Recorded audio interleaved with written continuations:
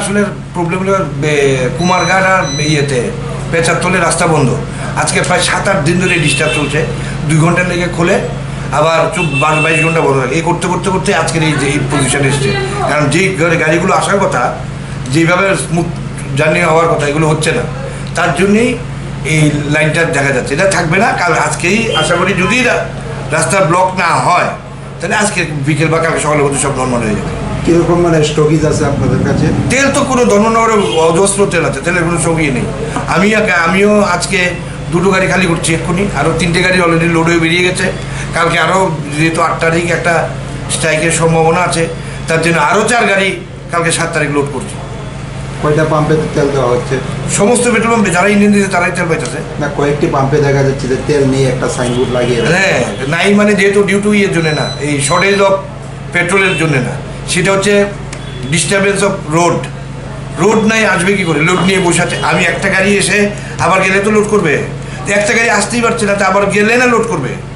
রাস্তায় কীরকম সমস্যা হচ্ছে গাড়ি আসতে? এখানে ওই বৃষ্টি নতুন রাস্তা বানাচ্ছে, শুনেছি যেটা নতুন রাস্তা বানাচ্ছে পেঁচাতলার কুমারঘাটে, এখানে যে রাস্তাতে ডজার দিয়ে মাটি কাটছে লাল, এগুলো সব ইয়ে হয়েছে। এই লাল মাটিগুলো মেন রাস্তা চলে এসছে, আর মধ্যে বৃষ্টি হচ্ছে, আর বৃষ্টি হচ্ছে ঝিঝি বৃষ্টির জন্যে সমস্ত ইয়ে হয়ে গেছে, মানে স্লিপারই হয়ে গেছে। কোনো গাড়ি যেতেই পারছে না, গেলেই স্লিপ করে নিচে চলে যাচ্ছে। তার জন্য কোনো গাড়ি আর পাস করতে পারছে না। এটা আশা করি আজকে যদি বৃষ্টি না হয়, আজকে নাগাদই সব ফাইনাল হয়ে যাবে, কালকে থেকে আর এটা থাকবে না।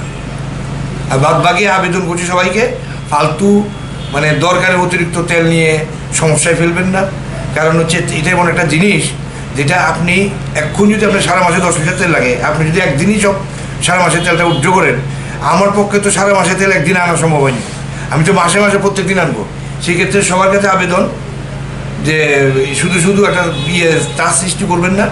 তেলের কোনো সংকট নেই, প্রচুর তেল আছে, এবং শুধু ধৈর্য ধরে নেবেন, ঠিক পেয়ে যাবেন, কোনো প্রবলেম হবে না।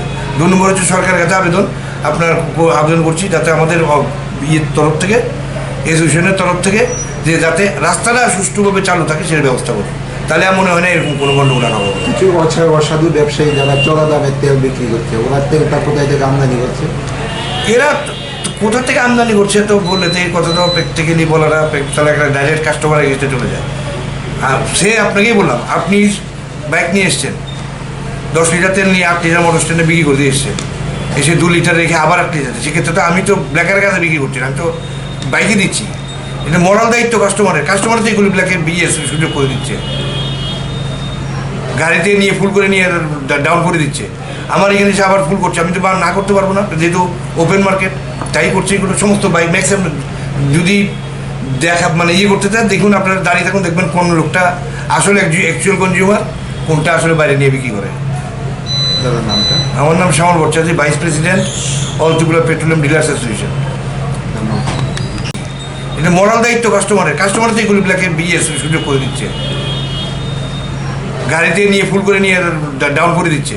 আমার এখানে এসে আবার ফুল করছে, আমি তো না করতে পারবো না, যেহেতু ওপেন মার্কেট, তাই করছে এগুলো সমস্ত বাইক। ম্যাক্সিমাম যদি মানে করতে চান, দেখুন আপনারা দাঁড়িয়ে থাকুন, দেখবেন কোন লোকটা আসলে অ্যাকচুয়াল কনজিউমার, কোনটা আসলে বাইরে নিয়ে বিক্রি করে।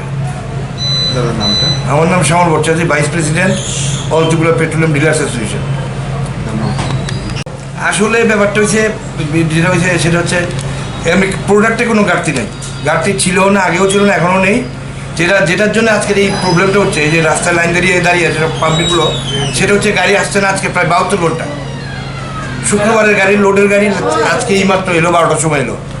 ফলে তো যেখানে প্রত্যেকদিন গাড়ি ঢোকার কথা, এই তো 40-45 মিনিট। কী কারণে মানে এই লাইনে আজকে তো লাইন তেলের ক্রাইসিস, তেল তো পাই না টাইম মতো, কারণে লাইনে দাঁড়াইলাম। কবে থেকে তেলের ক্রাইসিস চলছে? কবে থেকে বলতে তো আছে, তো আজকে অনেকদিন ধরে তো টুকটাক থাকে। এখন মাঝখানে একটু ভালো হয়েছিল, এখন আবার নতুন করে ক্রাইসিস। ক্রাইসিসের কারণ কি? এটা ঠিক কইতে পারতাম না, আমি মানে ক্রাইসিস দেখতেছি, কারণ ঠিক জানি না।